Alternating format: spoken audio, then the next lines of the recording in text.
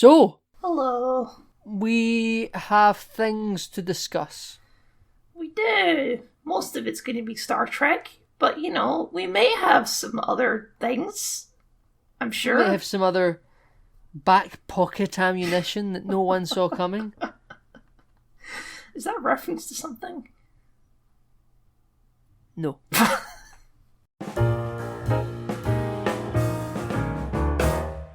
Okay, well, I have one item on the agenda first.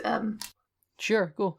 I'm very bad at self-promotion, Yeah, you're terrible at it. Yes. Well, in this particular case, it's not just self-promotion, so it might be okay. And that is that a couple of the games I'm working on are being featured at the XP Global Game Summit, so you can go check that out. I'll put it What's in the XP description. Global Game Summit? It's Game Developer Summit? God, I'm misnaming it already, but it's like a big conference thing with lots of game developers and designers that give talks and stuff like this. It's like an industry event. Did you have to put your game into the running yourself, or were you approached? No, we put it in ourselves. And what's the outcome of this? Like, what's the script? What can happen? I don't quite know. I'll be honest with you. I just know it's like exposure in it. It's free press. It's like a film festival. You get your work out and people just get to see it. Yeah, okay. Exactly. So I'll leave links if you want to go see what I've been working on aside from making this podcast. Doing his own YouTube channel. Indeed. I think I still messed up that self-promotion, but it's fine. Oh, you butchered it, but it's fine. It's fine. Oh, I should probably say the name of the games. Yeah, that would help. Well, one of them is a 4-player multiplayer game called Milky Bubble Battle Boys. It's bubble tea themed. And the other one is a 2.5D platformer about a mouse called Seize the Cheese. There you go. Nailed it. Is the art style for Seize the Cheese supposed to look stop motiony? I don't think so. It's supposed to like storybooky, like kids storybook. Yeah, I thought it had everything felt like it had been touched. I guess like the pages of a storybook. I thought it looked actually wonderful. I was quite surprised. It looked like a Wes Anderson film or something. Where if you watch Fantabulous, the Fantastic Mr. Fox, and every frame they've got to move and make the adjustments, and it looks like the fur's moving. It looks like that. I thought it was really cool. I'll be sure to let the artists know. And they'll be like, what is he talking about? Indeed.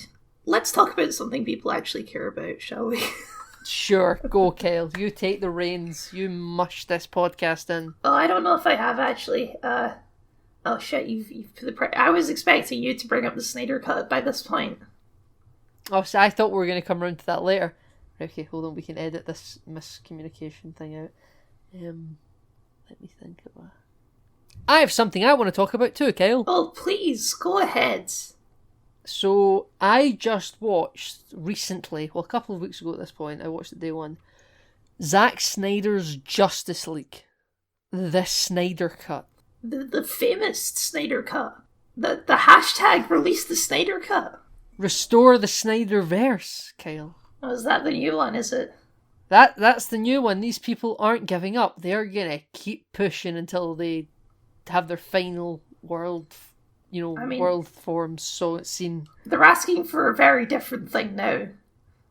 They're asking for a completely different thing now. It's weird, but we might touch on some of the social media campaigning stuff in a bit. But let's talk about the film. I want to talk about the film. We'll start with maybe some of the backstory to how this happened, then we'll talk about the theatrical cut that was released, and we'll talk about some of how night and day differences these two films are or can be seen as. The DCEU has always kind of felt like, and we've spoke about it on the show before. I do believe it's always felt like, to a certain degree, it's playing catch up to the Marvel films. Yes, which isn't that isn't a Zack Snyder problem. That isn't an actor problem, a director problem. That's a studio problem. Marvel's doing Civil War. We need to have our own Civil War. Well, apparently BVS was happening before Civil War was greenlit. But I think they were trying to leapfrog it, maybe. And then there's They ended Suicide up falling Squad. flat in their face. Guardians of the Galaxy was a success. Let's make our own weird spin-off movie. Yeah, so we got Man of Steel, which is a perfectly fine Superman film. Debate in the comments. But it wasn't a shared universe film. There was an Easter egg of a Bruce Wayne satellite, and you could see a LexCorp truck for half a frame at one point. They're the two wider world things, right? Lex Luthor ain't even in the film, neither's Batman, neither's anyone. It's a nice Superman movie, and that's it. And I saw that in cinemas, and at the time, the DCU wasn't even a thing that I think was aware that they were going to be doing. It was a bit like Iron Man in that respect, where it could have been one and done, and that would have been it. But no, we got our wonderful BVS, Batman vs Superman. Wonderful in quotations. People think it's a horrible nightmare film. It's quite dark. Zack Snyder got to make a sequel. Ben Affleck was cast. He got a lot of shit back then. He did. It's funny to think of now, because now people like Batfleck. Yeah, people love Batfleck, but back then people were like, "You cast Ben Affleck as Batman? What? Ew." But yeah, so it came out, and it was weird for that to be their second film. You're like, what? Batman hasn't even had his own film yet. What? You're doing their versus? Like, it was weird. You think Freddy versus Jason, or Alien versus Predator, or RoboCop versus Terminator, they were games. These are two pre-existing properties that have their franchises, and then they team up, and then they fight each other or team up. Kong v Godzilla, the latest one. Mm-hmm. They get their own films, and then they do the fight or team up film. It's a very old cliche, isn't it?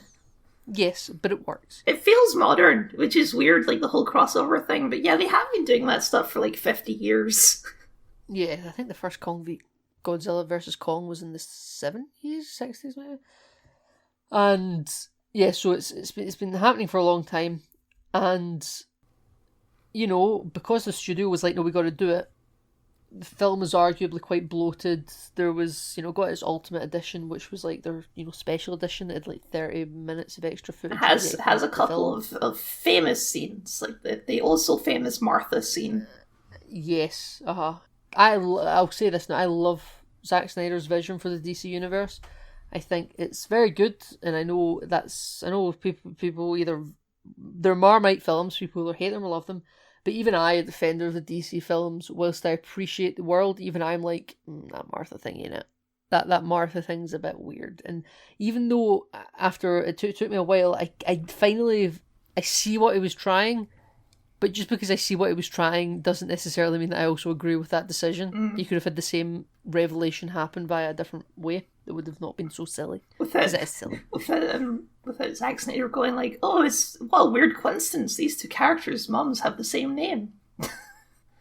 Very creative. Those writers in the 40s, they were all like, Martha, it's fine.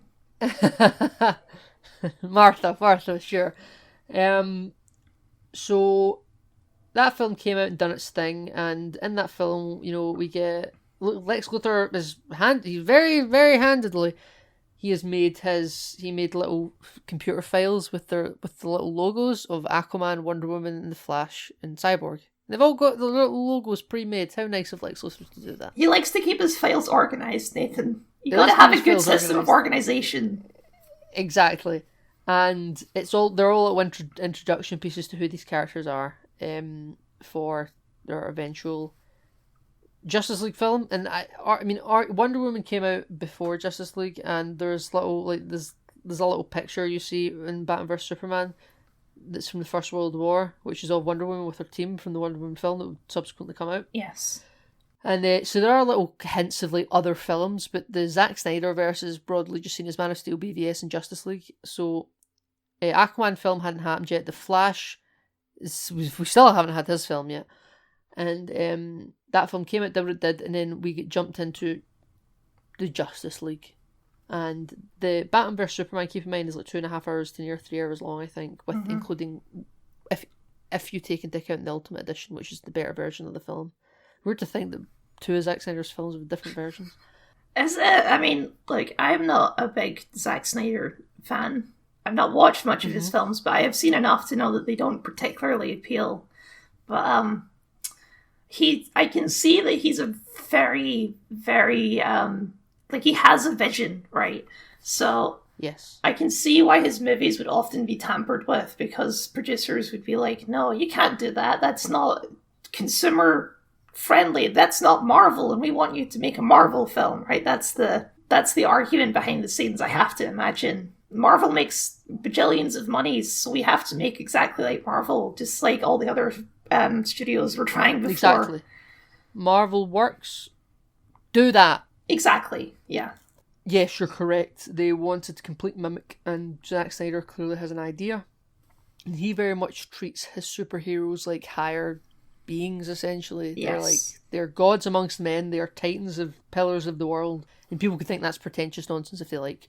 People happen to enjoy it, and so do I. It is the biggest clash with the Marvel universe for Captain America. Yeah, he's just a kid from Brooklyn and all that kind of attitude. So yeah, but that's quite a historic difference between Marvel and DC. Where Stan Lee wanted these to be superheroes with, they had their problems and they were human beings at the end of the day. Yeah, they had human problems.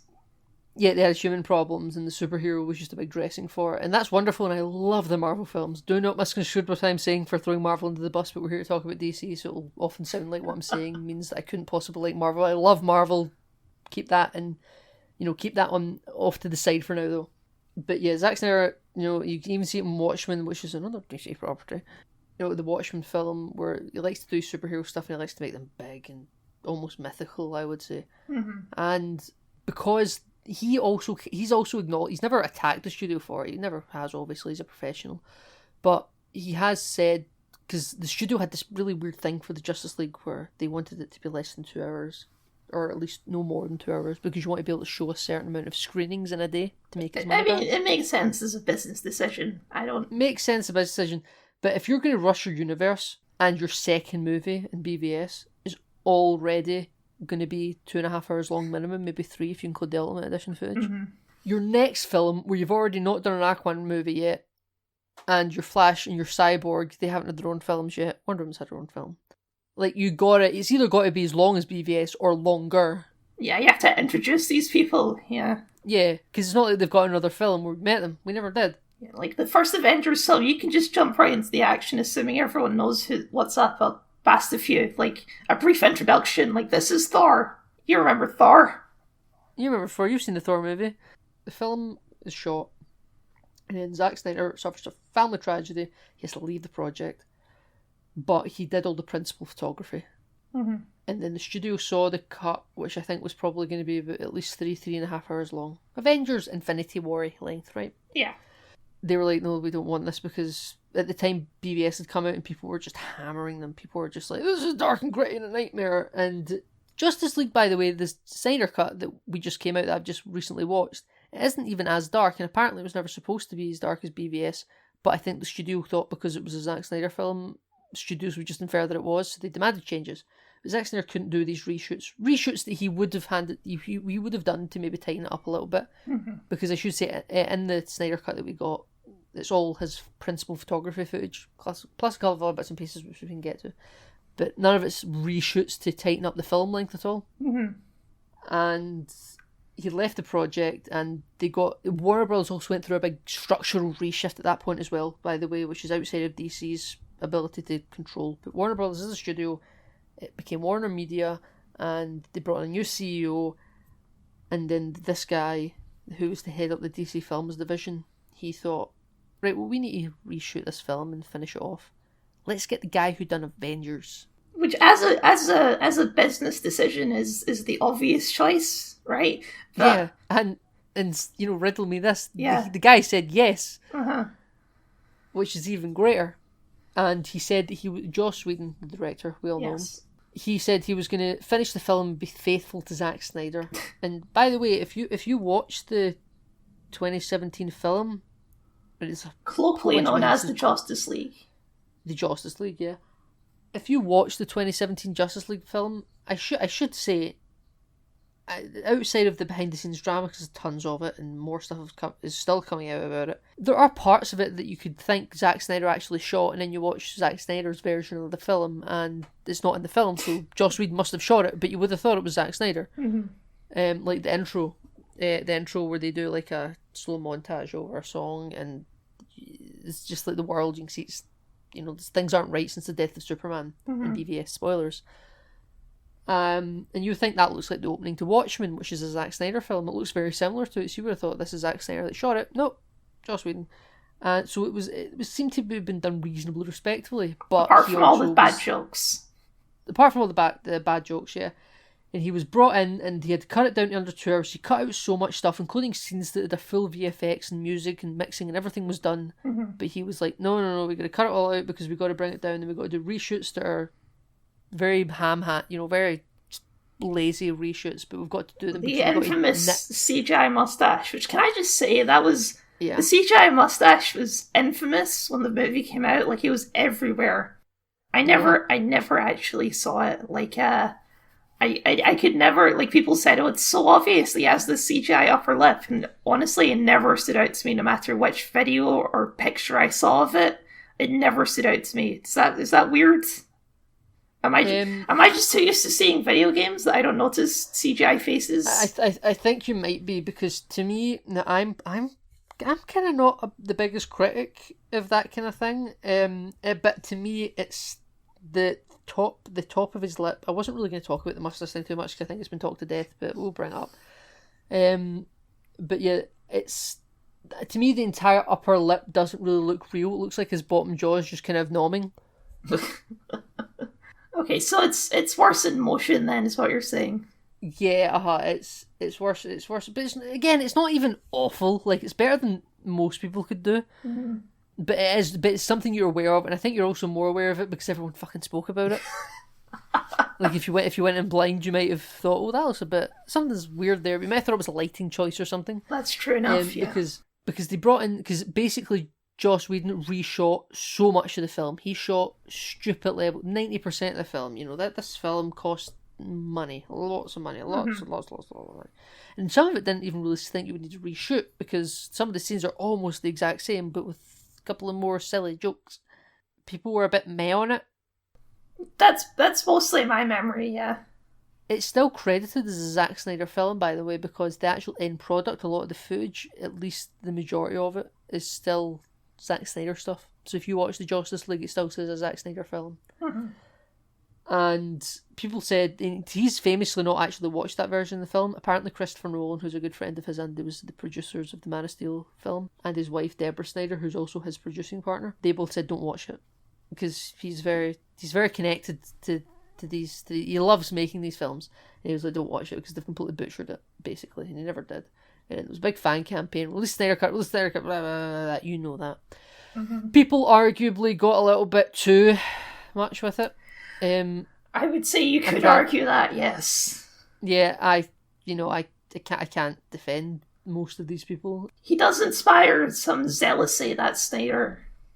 Yeah, well, he's denounced some of these asshats, so I know, but like, I'm just saying, like, he does have quite the fan base. Uh-huh. He does have quite the fan base. So then the world shut down, as we know. A new streaming platform came out in the form of HBO Max. You know, HBO's competition to the Disney Pluses of the world. And that needed content. We have this near 4 hour draft of a film that was never really used, and these people want it. They'll pay for it. Let's put it out. Zack Snyder finally got his wish, and the fans got their wish, and they redone the film, and they made a couple of tweaks. He actually did get to reshoot some, not even reshoot some, he got to add stuff, which is very strange. I know famously he changed the aspect ratio. So he didn't really change it as much as he kind of, like, he changed, I don't know. Like, well, look, here's the thing, right? Yeah. The movie was never going to be released in 4:3 in theaters. There's no way, right? So I think that was him milking the power of having the Snyder Cut, right? It would have been the aspect ratio had you seen it in an IMAX screen, because he shot the entire film on IMAX cameras. Mm-hmm. 4:3 is the true ratio of IMAX screens. And, you know, people, I know you can get wide screens of IMAX films. Like, if you watch a Christopher Nolan movie, you know, you see, like, you watch Tenet or something, the aspect ratio is constantly shifting because you go in the IMAX segments. Gosh, like Transformers 5 is a nightmare for that. Yeah, it's like, you feel like you're moving your hands around your eyes, going square, rectangle. The reason it's horizontal is because a lot of these people fly, so it means they're shooting upwards, where if a film's horizontally, it's because people are walking side to side. So I quite enjoy actually the 4x3 in this occasion. Don't get me wrong, it's noticeable when you start. You're like, oh, that's funny. Well, to be fair, you're used to rewatching Star Trek, so it's fine. Yeah, it's fine. I grew up on it, Kyle. So the film comes out on HBO Max. He did a big charity drive as well about suicide prevention and merch and all all the merch for the Snyder Cut, and proceeds were going to a Suicide Awareness Foundation. That's nice. Because his daughter actually, that was the family's tragedy. She died, and I participated in it. I have my Zack Snyder's Justice League hoodie, and it's it's a wonderful campaign. These arsehole zealots that people give this fandom a lot of shit for were able to raise $500,000 for this charity, right? So there are asshats, right, but they're the vast minority, and they've just got a really big microphone because people raised money for a great cause. It was this great moment. And the film came out, and it was, in my opinion, if you can get over the running time, because I understand the 4-hour commitment. Like, I actually haven't rewatched the film yet. You haven't gone back and rewatched the black and white version? I can't watch it in the UK. Oh, I tried. That's a classic. So I would have rewatched the black and white version. I was going to actually rewatch it in black and white when it came out, but it isn't available in the UK. But the colour one is. And I've already pre-ordered my limited edition series steel bookcase 4K version of the film. Oh, of course you have. I've taken care of all of it, And I thought that the film was great, Kyle. The film was honestly great. The 4 hours is a big commitment, and if people just can't carve out that time to watch it, fair enough. Really fair enough. Well, I could tell it was at least decent, because even the Red Letter Media guys weren't mean to it, so... That's true. That's very true. Did you watch that video? I was curious. I did, yeah. I paused because I did initially intend to carve out the time to watch it, but my god, I've just been absolutely swamped recently. I just didn't have the time. Well, they do a fairly comprehensive breakdown of the differences in the films. Yes. You can see some of the footage is exactly the same, but it's got a completely different filter on it. The colour's different. It feels different. Like, just everything... everything just feels different. And obviously there's stuff that's completely it's got an extra 2 hours in it that isn't a theatrical cut, so there's just lots of more footage that you've never seen before as well. Yes, films shouldn't fucking be 4 hours long if they're going into the cinema. If he got his True Vision out in 2017, true in quotations, it wouldn't have been 4 hours. The whole reason this got to 4 hours is just because fuck it. This is it. This is what people wanted. I have full. He never got paid for this. He wanted creative control. That was what he wanted. Mm-hmm. And he got the old actors, including like Ben Affleck, who had a lot of problems and wanted to leave Batman behind. He got him to come back and help out. He got Jared Leto, who got absolutely mincemeat from the Suicide Squad film. He did have a great trailer where he said we live in a society, which it wasn't in the classic. Film. Yes, I heard, which is very disappointing. Though Zack Snyder did release it as a deleted scene that was fully completed on his Twitter, and you can in black and white, of course. And of course, you got all these people involved. People really wanted to see it. Certain characters who were in the Justice League in 2017, Cyborg, they've got nothing to do. They've really got nothing to do. They're just kind of there. Mm-hmm. And in this film, they're actually integral parts of the plot. Spoilers. Stuff happens in the film, and certain characters that in the Justice League just get completely shit on for comedic relief actually are partly responsible for saving all of reality in the Zack Snyder version. Mm-hmm. So there's these big differences. Yes, had Zack Snyder got to make his film in 2017, it would have been 3 and a bit hours long, which yes is also long, but when you consider the studio wanted to rush these films in the first place, it's kind of, what else can you do if you want to flesh out things more? I mean, yeah, it's... I will never understand how so many studio executives and producers making these movies don't understand their audience. I think we're kind of out of it now, but there was the phase of every single studio trying to have their MCU, right? Remember the famous monster universe? Yeah. Mummy. So Tom Cruise, and they got that Photoshop picture of Johnny Depp and everyone together. Yeah. But how do they? The most obvious thing to do with the DC universe to actually, because you're not going to out Marvel. Marvel's too ingrained now, the MCU. You can't beat them at their own game at this point. Yeah, Marvel's gone. Yeah. Marvel's in the wind. They're part of it. So you just move in a different direction. You just take it in a different place. There's also room for the dark superhero movies, right? And if DC can tap into that, which DC's always been darker than Marvel anyway, you just roll with it, right? I don't understand why they can't see that. So I think that now, this was famously said when Justice League was coming out, or the Zack Snyder's Justice League, because people, obviously, as we said at the start, hashtag restore the Snyderverse. People want this interpretation of the universe to go on, because Wonder Woman 84 flies right in the face of the canon, and Aquaman doesn't. Aquaman's fine actually, but that's just more by coincidence and less by design. Shazam kind of exists as well, but doesn't really contradict anything. We got the new The Suicide Squad James Gunn coming out. Who knows what that'll do? Something tells me James Gunn does not give a crap about the canon of the DC universe. Yeah, and we've also got the Batman coming out with Rob Pattinson.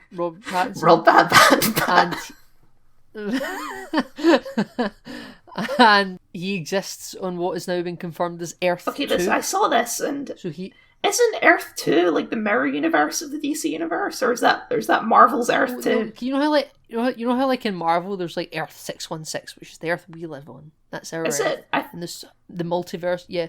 Earth 616 is our Earth. That's I know the one from the MCU is like Earth 19999, something like that. Who knows? But because Magneto, Mysterio refers to the one from Spider-Man Far From Home as being Earth 616. That's our universe. And the multiverse is real. All these planets coexist in different dimensions. And the DC kind of do that more so because they done like the Flash movies in the CW with Crisis and Infinite Earths and stuff, and Ezra Miller's Flash fucking shows up in that, so there's a little bit of validity. They've been doing the multiverse for a while, yes, they have. And this is Earth 2. This isn't the Batfleck universe. Obviously Ben Affleck was supposed to write, direct and star in his own Batman movie with Deathstroke as the main villain. That was supposed to come out after Justice League. That's why Joe Manganiello's Deathstroke is in that film at all, was to set up him. That obviously never happened. Robert Pattinson's doing his thing, and with this new, remember I said that they got a new head of Warner Brothers that came in, or DC, for these films. So he came in and he was the one that got Joss Whedon to do the reshoots for Justice League. But I think he's also the reason he does not want the Snyder Cut to catch on. He doesn't want the Snyderverse to persist, is because I think he's got his own creative ideas. I don't think he wants to copy Marvel, but he's also the one that oversaw the production of Aquaman, which is quite a good film. He's done Shazam. He's the one that's looking over Black Adam, which is that new film with The Rock. He's overseeing the Batman. Sorry, Pierce Brosnan's the villain, I heard. Is Dr. Fate. I don't know. I don't know if he'll be the villain. I have no idea. I know nothing about Black Adam. Right, okay. Well, he's like a Shazam anti-hero. He's like the Venom of the Shazam world. Shazam's the Spider-Man and Black Adam's the Venom. Does that mean a child also turns into The Rock? It'll be The Rock turns into The Rock, probably. It'll delage him. The Shazam movie is like the DCEU movie that people always forget about just because it was kind of small, like smaller in scale. Because it doesn't feel like the DCU in any way. Yeah, but it's a delight. I really enjoy the Shazam movie. And they kind of reference Black Adam at the end by saying like, oh, there's an extra throne here. Who's that for? And it's Black Adam. He's the other Shazam person. Now, his film's coming out and he's doing the Justice Society of America, the JSA. That's like another Justice League. And he's got Hawkman and Dr. Fate and Hawkgirl and... He's doing his thing, and Shazam 2, Fury of the Gods is coming out. We get that Flash movie that's coming out where Ben Affleck's Batman and Michael Keaton's Batman is supposed to be in it together. It's just an absolute... We've also got Joker, which has nothing to do with anything. Joker's nothing to do with anything. That'll be in Earth 509 or something. Like, these they're making all these other DC movies. Some are connected into the primary canon, some are less into the primary canon, but because the multiverse obscurely exists and can be picked up and dropped at the writer's convenience, they could do a crossover one day, or they could never. It's kind of like old TV shows. Do you remember when old TV shows would have... You remember, like, The Sweet Life of Hannah Montana? That's so Raven? Yeah. They all loosely exist in the same universe, but they did a crossover, and it was, no, I get you. But I think that DC are taking so long to actually make their films, whereas Marvel's a well-oiled machine. Like, they turn this shit out like factory product quality, Yes. Well, I've been doing my own research into the behind-the-scenes of Marvel, because I've been working on an Inhumans video. Oh, goody. I would look forward to maybe seeing more of Zack Snyder stuff, but if this was truly the end of it, if this new person that heads up DC Films truly has an idea, because he's got The Rock involved for Black Adam, and he did Shazam and Aquaman, as I've said at nauseam, and the Flash movie is supposed to be happening, but the Batman with the robot bat and bat, this could all be great. It's not going to be like the MCU. I think after Aquaman came out, I think we kind of stopped trying to mimic the MCU, because Aquaman was the first film of this guy's tenure. You know, it's weird that having all of these movies in their separate zones is weird now. Like, if you go back to when we were kids, like, you had Spider-Man and you had X-Men and you had Fantastic Four, and you never expected any of these movies to cross over, right? Yeah, they were even though they were all Marvel. Yeah, Yeah. so, but that's just not how things work anymore.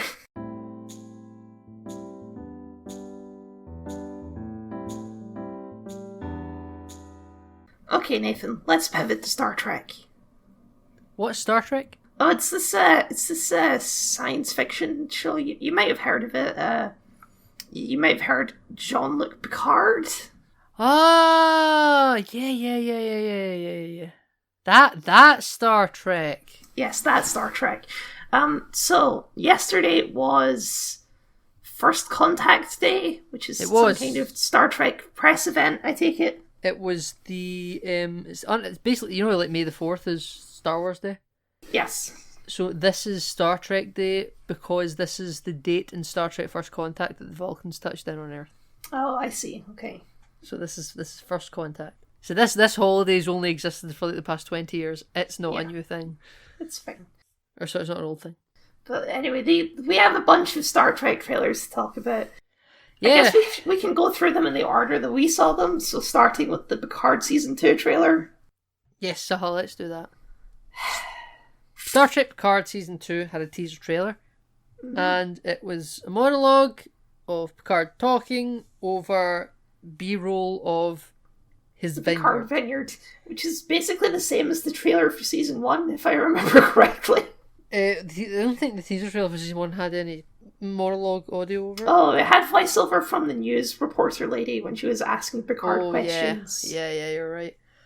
We go nice little, like something like Kyle, you put it wonderfully when we spoke last night about it. Somebody found the Star Trek prop cupboard and just started putting shit out. We found this old obelisk. It was marked Deep Space Nine, but I'm sure nobody will notice. I'm sure nobody will notice, but people who do notice will think, "Oh, that's great. They're paying so much attention."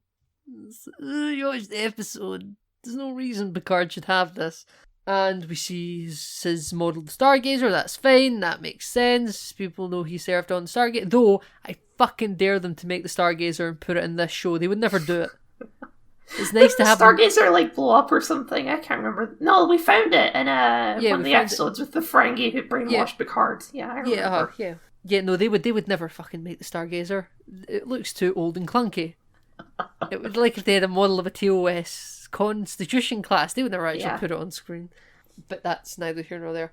And we go over to his chessboard. He's saying I think it was the greatest ally or something was time. And you see an hourglass and the sand's going back up through it instead of down. Mm-hmm. And we see a playing card on his chessboard. It's a queen of hearts. And then he gets Thanos snapped. They get Thanos snapped. That was the first thing I thought. And all that's left is the Q corner for Queen. And then it turns to gold. And it says, "The trial never ends." And then you hear a really malicious from John Delancey. And then the internet roars in applause because Q is back, guys. Q is back, guys. And I, for one, Kyle, I'm excited. I don't know why you do this to yourself, Nathan. I really don't. Star Trek Picard Season 1 is honestly one of the most disappointing things in years for me. And I realised that I only got into Star Trek like a year before Picard came out. I think Picard had already been announced when I started watching Star Trek.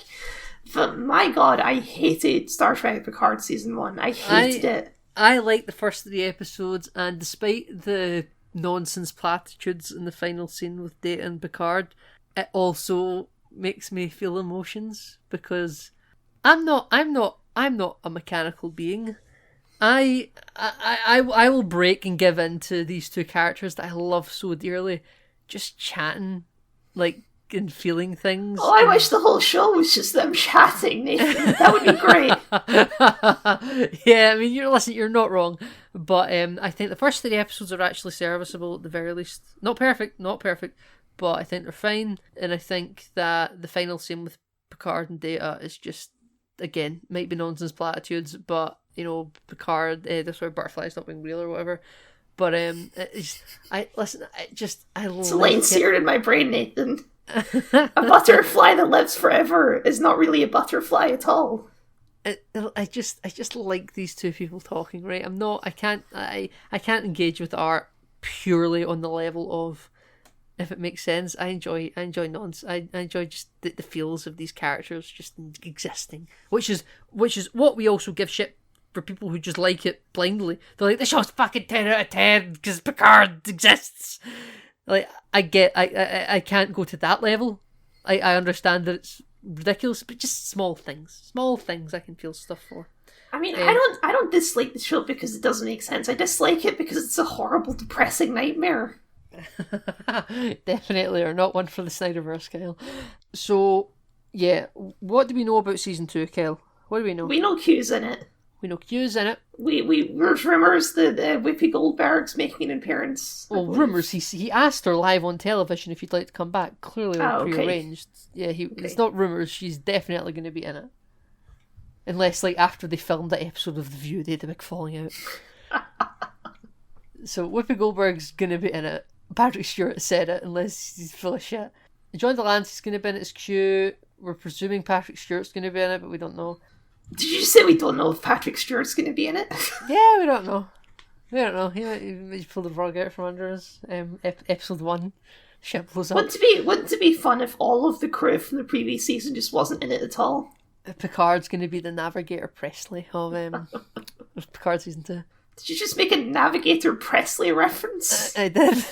I did. Well, I mean, Star Trek likes to make Mass Effect references, so... That's true, you are right, yeah. We can talk more about that with Discovery. Yeah, we can talk about that later. And, you know, I would, if the whole crew wasn't in it, maybe it'd be a better show. Maybe it would be better. That's all I'm saying. Maybe we don't need to see Soji anymore. You know, it's fine. Her story's done now. Maybe what's his name? Please, my friend, choose to live. Oh, Elnor. Maybe the Elcor. Maybe they don't need to be in this season.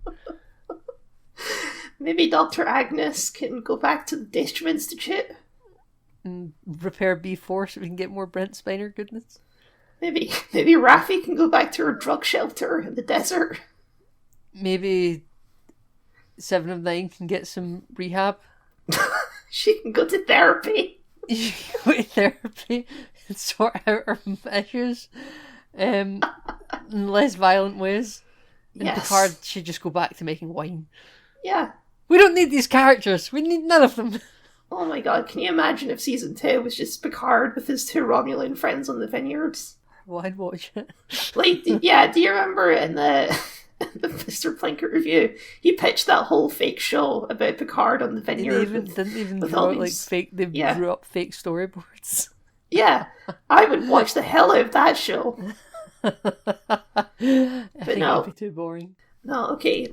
I mean, we were doing some jokey speculation after watching the trailer of like, okay, what's the dumbest thing they could do with Q in the show, right? Yeah, because that's inevitably what they will do, and I think you're right. The Q will be more of a villain. More of a villain, yeah. He isn't just going to be a jokey quandary character. He's going to be out to fucking do something. Because then you can have Picard versus God, right? Yeah, we can have Star Trek 5 again, because people never saw that film and they think, oh, what does God need with the starship? That's great. William Shatner's sitting there like, yeah, do that again, vindicate me, bitch. Yeah, I mean, in Section 31's clearly going to have come up with some super weapon capable of killing the Q. Made of it'll be made of species 8472 ship. Species 8472 has nothing to do with the Q, Nathan. No, it doesn't, but it's something that somebody will go, oh my god, it's amazing, it's brilliant, Kyle, it's fantastic. It's This show's interconnected great because storytelling, Nathan. it clearly shows that these people pay attention to the world because they made an 8472 reference. Yes, because the teleporter in the Borg cube was based on an episode of Voyager. So that means that they must have watched it, and that means they know exactly what they're talking about. They must have, Kel. I find this argument weird. I mean, I think we've probably talked about this before, right? I'm sure. There's no way we haven't. But that's fine. Yeah, I've made this point before. Just go watch our Picard review. I probably made the same point there. It's fine. Yeah, we don't know much yet, but we can assume things based on who's involved, and we can say that it's safely going to be an unsatisfying nightmare. Yes. Actually, not even a nightmare. It's just going to be disappointing. I said this to friend of the show Ryan last night. Discovery is just a nightmare. Picard breaks my heart, and Lower Decks is just the joy. Lower Decks is like escapism from the horrible nightmare that is modern Star Trek. Yeah, it is, and it's strange. I don't know why. I think it's just because it's like, okay, Lower Decks also isn't what I want Star Trek to be, but it's also not what I want Star Trek to be. You know what I mean? Yeah. It's safe in its own little bubble where it doesn't need to match up the expectations of what Star Trek should be. Yeah. But at the same time, it's a million miles away from being awful. Yeah, it's not horribly depressing. Which, to be fair, Discovery Season 3 wasn't so bad on that regard. Like, Discovery Season 3 at least had some hopefulness to it. Yes. I can't remember what we said in the reviews. Did we say it was their best season? I think we did. I think you said that Season 1 was better structurally, but Season 3 was overall better. Yeah, I would typically agree with that. It felt more like Star Trek, where Season 1 might have been a better season of television, and Season 2 is just terrific in all angles except for Manson Mount. Anyway, here's the thing I don't know about going into Season 2 with Picard, right? Because I have a terrible gauge on what people actually think of Picard. I think it's another one where people either love it or hate it. Well, that's just Star Trek at the moment. Yeah, so I don't know if they're... I mean, with Discovery, they clearly don't double down on what people like. They just try whatever they think will catch people's attention. I think that's safe to say. Yeah, So it is possible that they'll have heard the criticism that Picard is too dark and they'll try and lighten it up. It's possible, or they'll double down and make it... They're just going to make Justice League jokes. Yes. I mean, it's possible. I don't put it past them. God. It's like in Season 2 of Discovery where they have that big bughead guy sneeze in the lift. Remember that scene? I laughed. They'll have a bug man sneeze in a lift. Or they'll double down on, people only actually like the TNG characters, so let's just have a full TNG reunion. That's the other possibility. They can't bring back Brent Spiner. They killed Data. Oh, that's fine. They can bring him back. Death is meaningless in modern Trek. It's fine. Picard can go into a holodeck and they'll bring back Tasha Yar. They'll bring back Tasha Yar anyway. Like, why not, right?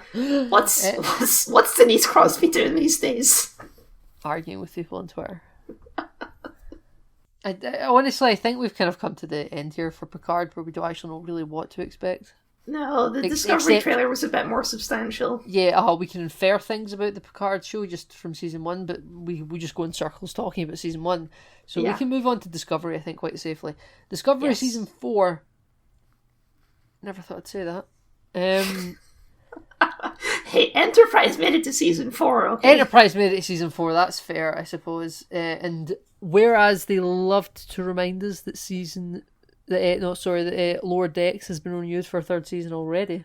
Yes. They never said anything about Picard or Discovery.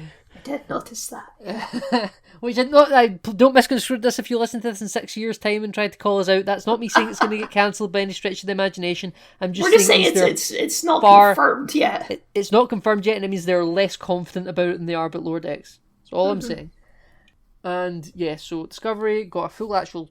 Arguably, I think they said it was a teaser, but I think that's pretty much a trailer. I would call that a proper trailer, yeah. Yeah. First thing I noticed about it is it was the same music from the Mass Effect Legendary Edition trailer. Yeah, I watched it and thought this sounds familiar, but I said Stranger Thingsy because I think the Elusive Man has music that sounds a little bit Stranger Thingsy. But yeah, then you sent in the Mass Effect Legendary Edition trailer, and I'm like, fucking watch this, then watch that trailer, and what is the same. And it's immediate, by the way. It's not like a cue that hits in a minute into the trailer. It's like the first 5 seconds, you're like, son of a bitch. It's, it's weird to me because when I watched the Legendary Edition trailer, it didn't click. I just thought, oh, that sounds like Mass Effect music, sure. And as soon as I watched this, I was like, did they just use stock trailer music? Oh, it's lowered my opinion of that trailer a bit now. Well, I wonder how trailer music licensing works. Like, I understand how it works if it's like a song, like Johnny Cash's Heart they use in the Logan trailer. Mm-hmm. Like, you just pay the producers, the publishers, you pay the family, whoever owns the rights to the music, you pay them. But I just assumed that Mass Effect had some composed music for it. I assumed that too, but would they really just use, okay, even if it is just like stock music, right? They've already drawn way too many comparisons to Mass Effect recently, and didn't they use the Reapers for season 2? For season 1 of Picard, it was the Reapers. Oh, sorry, it was the Reapers. Sorry, I was thinking of the AI from the future in Discovery season 2. Okay, I mean, sure, but like, I don't know. I don't think it's going to be a stretch to say that the trailer for Legendary Edition is going to end up with more views than the Discovery season 4. Yeah. More people like Mass Effect than like Star Trek.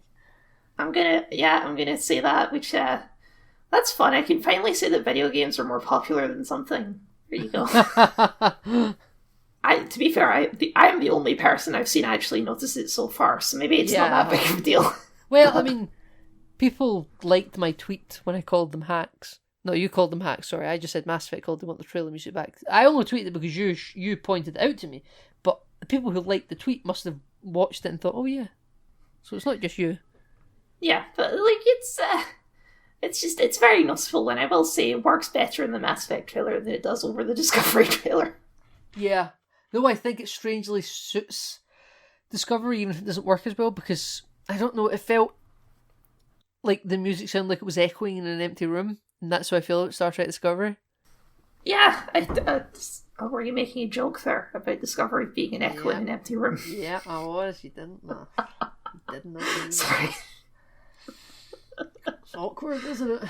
Yeah.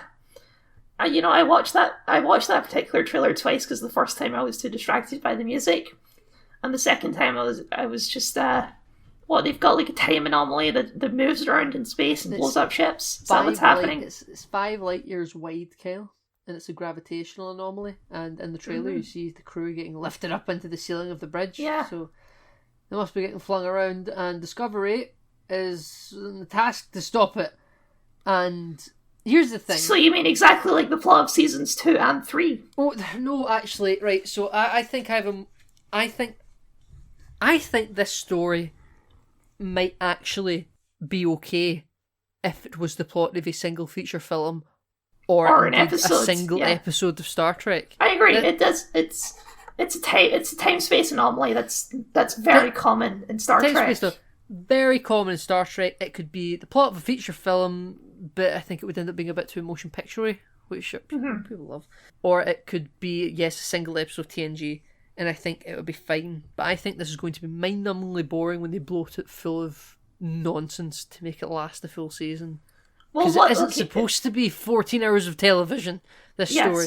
But they're going to draw it out with character shit, which has its place, but I don't think that... Like, just have this space-time anomaly be one episode, and then have episode 2 be about something else. And you can imagine if that was actually the case, if this was all footage from episode 1? I mean, a lot of trailers do include most of their footage from earlier season stuff, so that you can get all your footage out early, so that after episode 2 everything's new. So I mean, I wouldn't be surprised if everything they've shown is only from earlier on, but like apparently they did frame this as like this is the moment that's going to reunite the Federation, you know? Yeah, yeah, they did. And, you see the lady from Navarre, and she's shaking hands with she says they're more than allies. Federation diplomat, who is a human Cardassian hybrid, may or may not be actually the president of the Federation. Maybe the president, I don't know. Just be a diplomat. Maybe Hard it's as you could join within 900 years, that's fine. Yeah, that's fine. I buy it. That's fine.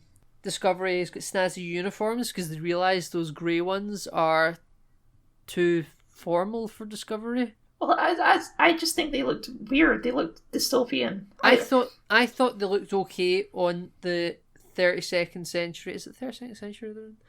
I think they looked okay with Admiral Vance and his staff on the big white space station, but on the maybe they might keep it so that the grey one is like the space station crew, and the coloured ones. Apparently, the production reason for changing it was because the grey uniform looked shit on the Discovery Bridge with the lighting. Which they're not wrong. Yeah, they're not wrong. They were right to change it. I quite like that uniform. It's like a dress uniform. I thought it looked like a dress uniform. I said that when we recorded the review. But I think that I'm glad they brought the colours back. But whenever I see the colours now, for some reason, I think they all look very TOS-y. They do, which is weird because they are following the newer colour scheme. They're following the TNG era coloured. I think it's just because it's just a mostly coloured shirt as opposed to like DS9 Voyager era. They just had the shoulder pads. Yeah, even TNG it was like a window on the chest, but it was still black at the shoulders and black at the trousers. But this just appears to be red from top to bottom. I'm not going to complain about having coloured uniforms. I like the coloured uniforms. They feel very Star Trek-y. My only issue is the design of it. All they really did was invert the colours, which I don't think works. Like, okay, when you had the grey uniforms with the stripe, that was okay. I didn't mind that because it was like, it was very reminiscent of the other uniforms. Yeah. But just having the black stripe there, it's like, this black stripe's not doing anything for the design. You gotta do something more with the black on the uniform. You know, make the shoulder pads black, and then you've got somewhere. But then you're just recreating the TNG uniforms. I mean, they should have. No, I think you're right. I do think you're right. We have a returning crew member, Kyle. We have lots of returning crew members. Well, we have Saru, Kyle, who left the ship. Oh, right, yeah. Well, he only left so that Burnham could become captain. Yeah, but in the trailer we see him back in Starfleet regulation uniform. He's wearing red, so I'm assuming we have two captains on the Discovery, a la Captain Kirk and Captain Spock on the Enterprise at the same time. I mean, maybe he steps down to first officer. It's fine. Maybe it's fine, yeah. Oh, yeah, it's more Discovery, right? There's going to be some drama between Burnham and I've forgotten his Stamets because she wanted to let his family die on a planet of dilithium. Arya and Grey, is that their name? Arya? Adira. Pff, Jesus Christ. Arya's the lady from Mass Effect who runs Omega. Right. Okay. Yeah. Adira. They are still on board, and Grey's still there too. Grey's still, for some fucking reason. I still don't get it. They're still there, and he's still there, and they're on the ship. I guess that'll go somewhere. There's more warrior nuns from Picard. I saw them. I didn't catch the warrior nuns. Okay. Yeah, Burnham and Tilly have swords on their back, and they're with two Romulan nuns. Oh, joy. We're going to get another sword fight, Nathan. We're getting more sword fights, and they're going to say, we do this in honour of our great male member from 500 years ago. Elnor. And they're going to have a hologram of Elnor. And they're going to say, look how interconnected our universe is. We brought in this actor. It's going to be like an older man. He's got this beard. Like a wise old sage. This character we all love so much, Elnor. Elnor, yeah, and everybody's going, wow, he said it. It must come from a position of truth and authority. Mm-hmm. Yeah, Discovery, I think, is going to be more Discovery. It's going to kind of be, because I said earlier that Discovery's a nightmare, but it does feel like a contained nightmare. I don't think it's fair to say Discovery is a nightmare anymore. It's a mess. I don't think it's a nightmare, though. When I watched the trailer, I saw a nightmare. Not a nightmare in terms of the production, everything's a nightmare, because I think that might have been true of the earlier seasons, but I'm just like, oh, what the hell are they doing? Why are they doing an episode as a full season? Well, it's just, you already know from the previous seasons that whatever's behind the time anomaly is going to be dumb and kind of disappointing. Yes. You know, season 3, the burn was caused by a screaming baby when his bum died. It's going to be a really upset Klingon. No, they're too scared to show Klingons now. There's going to be no Klingons in season 4 either. I guarantee it. Yeah, was there no Klingons in season 3? No, there was none. Wow. Yeah, they are. Because they don't know what. You mentioned this in a review. They don't know what to do now. That the people don't like the Discovery Klingons. And also that they've said that if Worf showed up, he would look like how he looks like in TNG. Exactly, yeah. Yeah. Because when season 2 came out, Picard wasn't on TV yet, so they could safely kind of do it. They only had the series 1 to go on. Yeah, they're completely rudderless with the Klingons. They're too scared. Yeah. They're like, do we use Discovery's look or do we use TNG's look? Because after that, yeah, you're right. Oh. Yeah, I mean, that's fine. They can stay away from Klingons. I just wish they would stay away from Vulcans for a while. I'm so sick of Vulcans and Romulans. Yeah, I feel that. I want to see the Suliban. What are they up to? The Suliban. Hang on. Let me jog my memory of which ones are the Suliban. Star Trek Enterprise. Enterprise. Oh, the genetically modified ones from the Time War. Yeah. There we go. Yeah. They're green. I got there. With Daniels. They can turn invisible. And the main one always refers to Archer as Jonathan. Mm-hmm. Yeah, good stuff. And they got written off in that Nazi episode. Yeah, I remember. Yeah. Wonderful television. Is it bad that when I say the Nazi episode, I could be referring to several episodes? A lot of Nazis in Star Trek. Yes.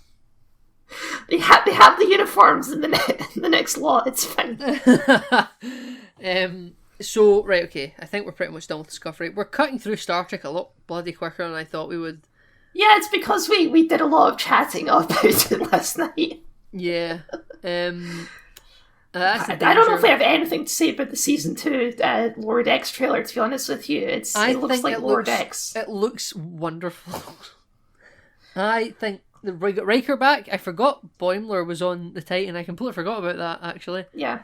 And they're having like an adventure with the Cerrito, and then they're like, "Oh my god, if only Boimler was here!" And he's like at the helm of the Titan. He's screaming. He's tapping controls, and Riker's making more jazz puns, and Boimler's like, "What does that even mean?" So fun, Kyle. I saw there was a guy shooting rainbows at some point. Yeah. He was deposing with rainbows. Yeah. Like, it's complete nonsense, but it's just wonderful. It's fine. It's light-hearted, which is why I enjoy it. And then the final thing, which we still don't know much about, is Prodigy. We got a picture. I don't think we ever talked about the initial reveal of Prodigy, where they revealed all of the characters, or at least what they look like. We got Bob from Monsters vs. Aliens. We have a pile of sentient goo. We got a little mech. We got a big rock. We got the Thing from Fantastic Four. We got the Thing. We've got like a little mechanic gremlin looking guy. Yeah. Not really gremlin. What kind of species would I? He's like a little troll. He's a little gremlin cow. And then we have 2 other people who are also aliens. Vaguely humanoid. Vaguely humanoid aliens. And that was what they released. Little photo of the team. Doesn't really tell us much except they're not Starfleet and they're ragtaggy like Picard. Jesus Christ. That was it. There was nothing good or bad to say about it. And now we got a picture because we knew that Kate Mulgrew was coming back as Captain Catherine Janeway. We got a picture of her.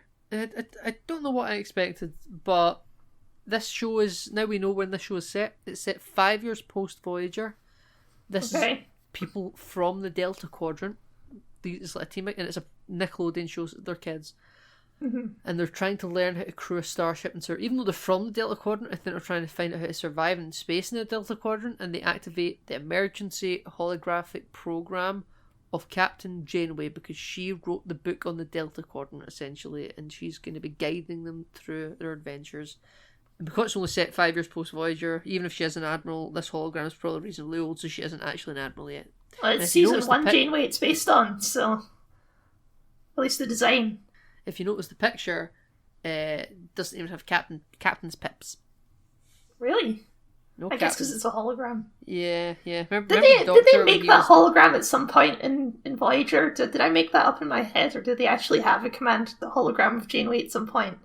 No, but they I know they had the EMH, the emergency. Yes, the ECH, the emergency command hologram. Remember in his like desires when he was dreaming about it, he wanted the pips, and then they done it for real and didn't have the pips. They're like, "Don't push your luck, you're not getting the pips." So I guess they didn't give holographic Janeway with the pips. No, but I remember there's a part where she gets her and the Doctor get captured, and then they send the Doctor back to try and steal the warp core. They threaten to kill the captain, and he starts like sedating the crew and impersonating them one at a time. That was a fun episode. He does impersonate Janeway for a while. Yes. So they have a command hologram Janeway, I guess, but it was the Doctor. Can I just... the art style of the show, I can't place my finger on it, but it looks fake. I tweeted this out when I saw the promotional. It looks like a fake made-up show, and I don't know what I mean by that. Like, obviously all shows are made up, but like... Do you think it looks like concept art for something that isn't real? It looks like the animated show that'd be playing in a movie when the kids are looking on the TV. You know what I mean? Yeah. Right, so I get what you mean, but I don't think it's something that was... I do get what you mean, but I cannot somehow articulate why I think that you're wrong. I don't know. The other thing I think it looks like is that when I saw the initial thing of all the characters, I thought it looked like the promotional art for Spore. Does look quite sporish. Which is great, because then they release Janeway, and Janeway looks like a sim, so... Yep. Yeah, she looks like a sim, alright. It's a weird art style they're going for. It's, I don't know. When they released that promotional image of the characters, I was like, this is... I don't know what I was expecting, but it wasn't this. It completely... Any expectations I had from the show, it threw them out the window, and now I have no clue. Yeah, I mean, I don't really have much to add on Prodigy. I'm more interested in the prospect of Strange New Worlds that's now entered active production a couple of weeks ago, but they had nothing to show us today because they're that early in it. It's unfortunate. I want to see more of Captain Pike. He's a delight. Yeah, no, I want to see his handsome smile once again. I hope they keep the promises and expectations that they themselves set. No one else set them. They set them fucking selves, and see if they cannot fulfill on the things that they said they were gonna do, and then people on Twitter defend it and go, "Oh, you shouldn't set your... I didn't set my expectations. The fucking show did, Kyle." Anson Mount told me they were going to do episodic content. Yeah. I trust Anson Mount. I trust Anson Mount. I trust the cast of the show, because this was clearly all pre-approved when it was posted. Yes. So, you know, I'm excited for it. I'm just worrying that they won't keep to their promise. But who knows? I just want a Star Trek show I can enjoy, Nathan. I'm really enjoying Sea of Thieves at the moment. I don't know why. We played it the other day. That's my Star Trek at the moment.